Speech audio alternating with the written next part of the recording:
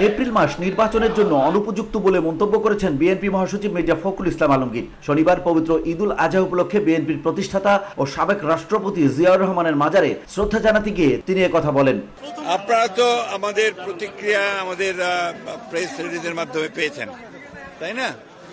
আমাদের বরাবরই দাবি ছিল যে আমরা ডিসেম্বরের মধ্যে এই নির্বাচন চেয়েছিলাম, জনগণের প্রত্যাশাও তাই ছিল।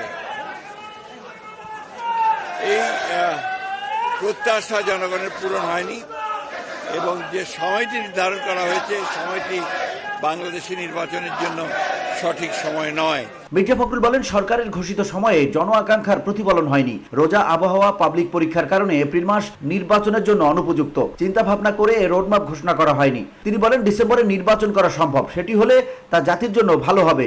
এছাড়া নির্বাচনী প্রচারণা করতে হবে রোজার মাসে, যেটা খুব ডিফিকাল্ট হবে। আমরা যে মন্তব্য, আমাদের যে রিমার্কস, সেটা আমরা আমাদের স্ট্যান্ডিং কমিটি তারা কালকে রাত্রেই সিদ্ধান্ত নিয়ে আলোচনা করে মতামত জানিয়েছেন।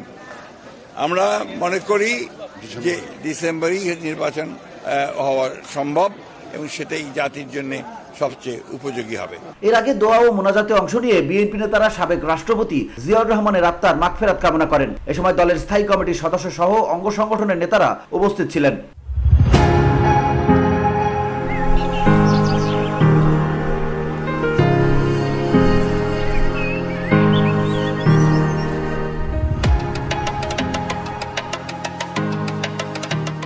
উল্লেখ্য, অন্তর্বর্তী সরকারের প্রধান উপদেষ্টা অধ্যাপক ডক্টর মোহাম্মদ ইউনূস জাতির উদ্দেশ্যে দেয়া ভাষণে আগামী বছরের এপ্রিলে প্রথমার্ধের যে কোনো দিন ত্রয়োদশ সংসদ নির্বাচন অনুষ্ঠিত হবে বলে জানিয়েছেন। এই ঘোষণার পর আনুষ্ঠানিক প্রতিক্রিয়া জানিয়েছে বাংলাদেশ জাতীয়তাবাদী দল বিএনপি।